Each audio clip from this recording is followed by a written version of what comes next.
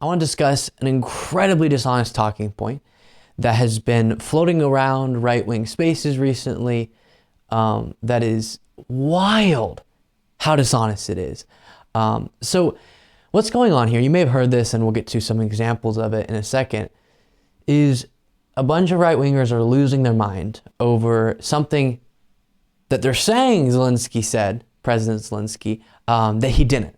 So what they're saying that he said that he didn't is that American soldiers are going to have to and will come and die in Ukraine. The sons and daughters of Americans will die in Ukraine in Russia's invasion of Ukraine, and they'll be a part of the defense of Ukraine.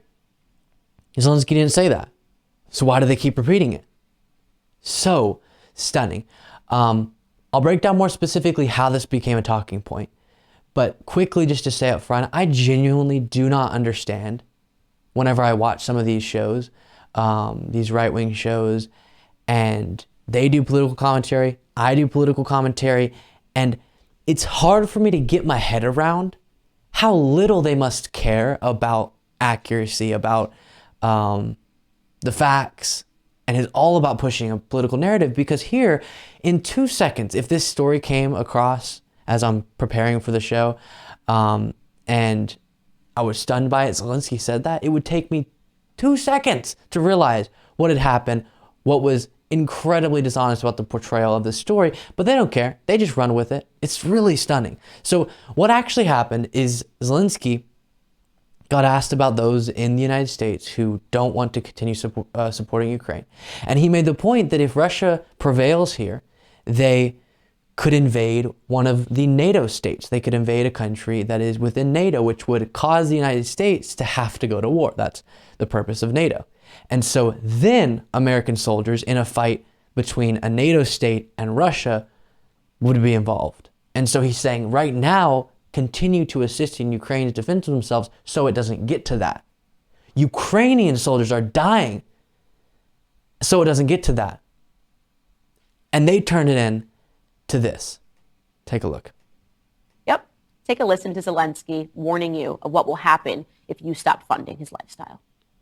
The U.S. will have to send their sons and daughters exactly the same way as we are sending their sons and daughters to war, and they will have to fight because it's NATO that we're talking about, and they will be dying, God forbid, because it's a horrible thing. Oof. Oof. I am not going to say that I'd like to punch Zelensky in the face because that's violent. But I am saying that if I could get away with punching one person in the face and have no consequences, it would be President Zelensky. I can't even tell you how much oof I harbor for him, the audacity to tell you. So Candace Owens there is saying she wants to punch President Zelensky because he's correctly identifying that if Russia is able to successfully take over another country, it likely won't stop there. And we could be involved if Putin pushed forward to a NATO state in a horrible catastrophe that would involve American soldiers based on the purpose of NATO and the commitment that the United States has within NATO. And that's what she wants to punch Zelensky over. Hey, Candace Owens, why don't you show the beginning of that clip? Why don't you show where he sets up what he's about to say, explaining that he's not talking about Ukraine as far as American soldiers going and dying. He's talking about after Ukraine, if Russia were able to be successful in this.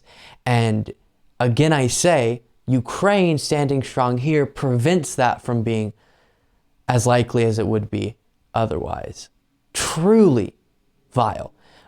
Here's Daniel Dale explaining what I just did, and then we'll look at Marjorie Greene perpetuating this talking point.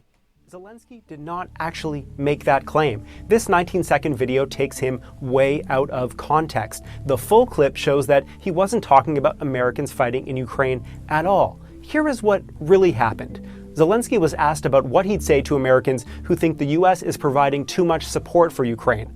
He first thanked the American people, President Biden and Congress, for their support. He urged Americans to see Ukrainians as similar to themselves. He urged the US not to give up its leadership position in the world. And then he said this. The U.S. is never going to give up on the NATO member states. If it happens so that Ukraine, due to various opinions and weakening and depleting of assistance, loses, Russia is going to enter Baltic states, NATO member states, and then the U.S. will have to send their sons and then you get to what they dishonestly clipped out. And here's Marjorie Greene, because as she's admitted in the past, she just gets sucked into online rabbit holes and buys into conspiracy theories, but somehow she's a congresswoman saying this. And I'll tell you why. The left has And actually, let me skip a little bit told us something. forward. Now, I don't know about you, but when it comes to kids, I think the Republican Party has a duty. We have a responsibility, and that is to be the party that protects children. As we talked about, so we'll get to the part where she mentions Zelensky, but as we talked about previously in today's show, leading cause of death for children in the United States is gun violence. They don't want to implement common sense gun control that would prevent some of those deaths. They're not the party of children. Now, whether it's like Zelensky saying he wants our sons and daughters to go die in Ukraine. This might come as a shocker to some people, but there are actual facts in this world. There are. And you can find them if you can even imagine. You can find facts and base your view of reality, your perception of reality, off of those facts. And apparently, so many individuals do not have that ability, or choose to not have that ability. Now, this is somewhat random. I just saw this pop up and I decided to add it to this segment. But here's a screenshot from OAN talking about this. The lower third says Zelensky wants U.S. troops to fight a war that's not ours. That's not what he said, but someone on screen wearing a cowboy hat and a shirt that says, "Be hard to kill." This is not connected except for that they were discussing this topic to the story, but I just had to mention, what on earth is that? Why do some people think they're in some action movie that they're not actually in? Be hard to kill. What are you doing in your life that makes that necessary, sir? The most intense situation you're probably in is when you go hunting for deer or something and you set up a feeder and they come right to it and then you shoot them. Oh my gosh, tough man. Wild stuff, guys. Do not be tricked by these dishonest talking points.